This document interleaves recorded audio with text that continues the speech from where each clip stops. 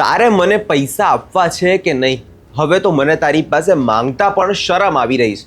આ શબ્દો સાંભળતા તમને લાગતું હશે કે આ બે મિત્રોનો સંવાદ છે, પણ ના, આ સંવાદ છે એક પોલીસ અધિકારી અને એક બુટલેગર વચ્ચેનો.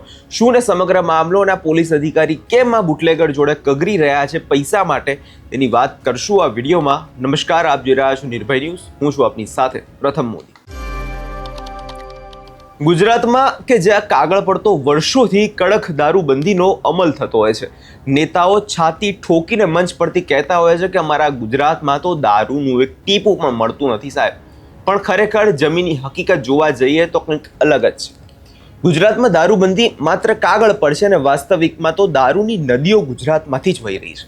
અને આ નદીઓ કોના આશીર્વાદથી વહે છે તેનો એક જીવતો અને જાગતો પુરાવો હવે સામે આવ્યો છે. ભાવનગર જિલ્લામાંથી એક એવો કથિત ઓડિયો વાયરલ થયો છે જેણે આખા પોલીસ બેડામાં અત્યારે હડકંપ મચાવી દીધો છે. કેમ કે પોલીસ અધિકારી જે બુટલેગર જોડેથી હપ્તા વસૂલી માટે કોલ કરે છે અને પછી જે બંને વચ્ચે વાત થાય છે, પહેલા એ ઓડિયો એકવાર આપ સાંભળી લો. હેલો. હા હેલો, પરમાર બોલું. હા બોલો ને સાહેબ. આપવાના છે કે નથી આપવાના? હા અગર ના, બે માંથી એક જ શબ્દ. સાહેબ મારી વાત સાંભળો, અત્યારે પોઝિશન મારી નબળી છે. મેં શું કીધું? હા અગર ના, મારે બરાબર છે. એટલે એના કારણે કેમ કે ભાઈ એ પ્રમાણે મારે કામગીરી કરતા ભાવ, બરાબર. કેમ કે મને ભીખ માંગતા મને સારું નહીં લાગતું. સાહેબ હું બધી તમારી વાત સમજુ છું, બરાબર. હા, પણ અત્યારે મારી પોઝિશન સાહેબ બહુ ખરાબ છે. મેં શું કીધું? ચોખ્ખું હા અગર ના, બસ. એટલે પતી વાત. એટલે એ પ્રમાણે મારે કામગીરી જે કરવી એ કરવું. કેમ કે હું કાલે છે ને ઘરે બી આવ્યો હતો. કાલે ઘરે ઘર કોઈ બંધ હતું. ઘરે નહોતો સાહેબ, મને ખબર છે. અમે 7:30-8 વાગે આવેલા, બરાબર. એટલે કેમ કે ચોખ્ખી વાત છે. અહીં તો હા આગળ ના.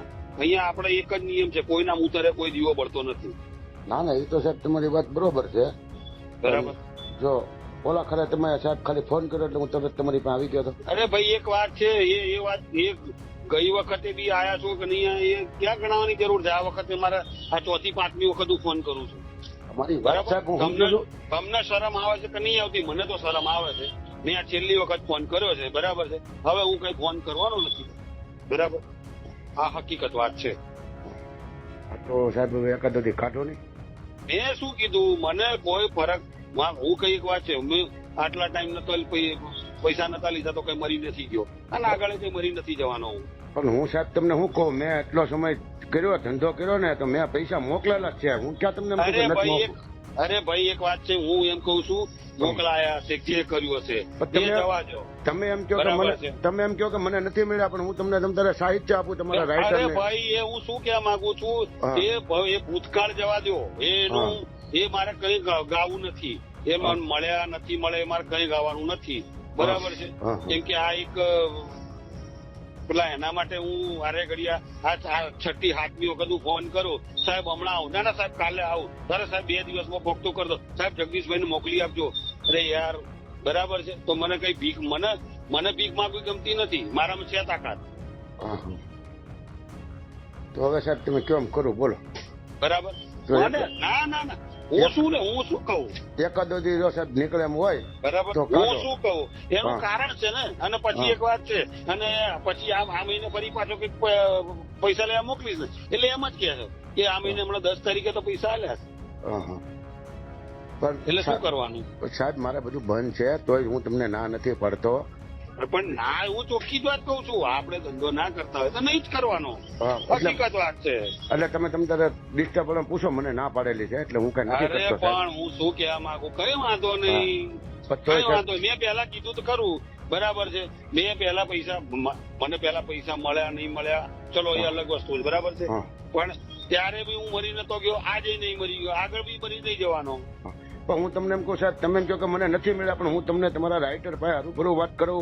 બોલો આજુભાઈ એ અલગ, એ ભૂતકાળ છોડો, એમાં મારે કાંઈ પડવું નથી, બરાબર છે. તમે આજુભાઈ તમારા રાઇટર હતા, એ લઈ ગયેલા છે. નરેશભાઈ તમારા રાઇટર હતા, એ લઈ ગયેલા છે.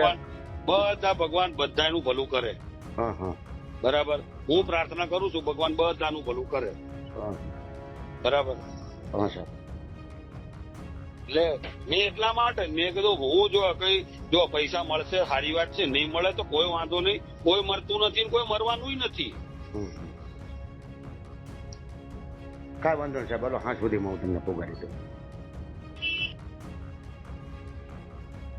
અહીંયા તમે જે રીતે આ વાયરલ ઓડિયોને સાંભળ્યો, સૌ પહેલા તમને જણાવી દઈએ કે નિર્ભય ન્યૂઝ આ વાયરલ ઓડિયોની પુષ્ટિ કરતું નથી, પરંતુ એક વાત આ ઓડિયોમાં સ્પષ્ટ થાય છે કે રક્ષક જ ભક્ષક પાસે જ્યારે કગડતો જોવા મળે ત્યારે ગુજરાતની કાયદો વ્યવસ્થાની સ્થિતિ ક્યાં જઈ રહી છે, આ એક એનો જીવતો અને જાગતું ઉદાહરણ છે.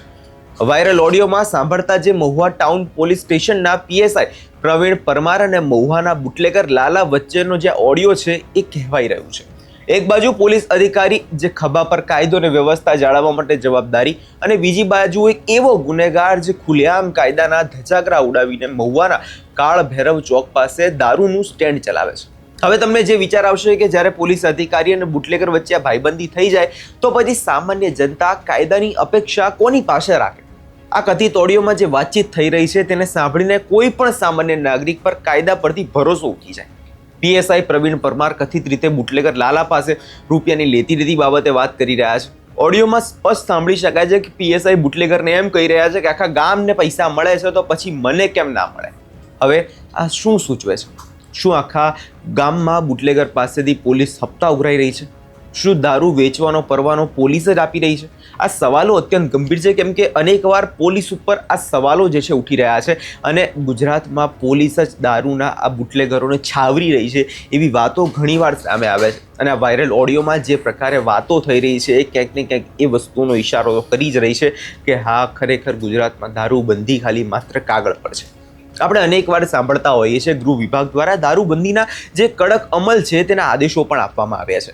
એસએમસીની ટીમો ઠેર ઠેર જગ્યાએ દરોડા પાડે છે, લાખો રૂપિયાનો વિદેશી દારૂ પકડાય છે, દેશી દારૂની ભઠ્ઠીઓ તોડી પાડવામાં આવે છે. પણ શું આ બધું માત્ર દેખાડો છે? જ્યારે સ્થાનિક પોલીસ બુટલેગરના ખભે ખભો મલાવીને ચલાવતી હોય, જ્યારે પોલીસ જ બુટલેગરના ટુકડા પર નમતી હોય, ત્યારે દારૂબંધી માત્ર એક મજાક બનીને જ રહી જાય છે.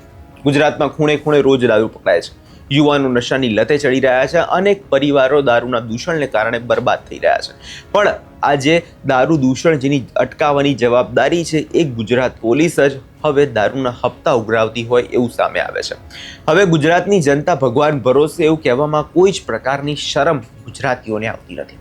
આ સમગ્ર મામલે પીઆઈસી પ્રવીણ પરમાર દ્વારા એસીબી ફરિયાદ પણ નોંધાવવામાં આવી છે. હવે જોવાનું આગળના દિવસોમાં એ રહેશે કે આ પોલીસ અધિકારીઓ પોતાના જ ભ્રષ્ટ અધિકારીઓ સામે લાલાક નહીં કરે તો અવનવાર સમયમાં કાયદો વ્યવસ્થાની સ્થિતિ કથળામાં કોઈ શંકાને સ્થાન નથી. આ વિષયમાં તમારો શું અભિપ્રાય છે? કમેન્ટ કરી ચોક્કસથી જણાવજો અને અમારી ચેનલ નિર્ભય ન્યૂઝને સબસ્ક્રાઈબ કરવાનું ભૂલશો નહીં. આભાર.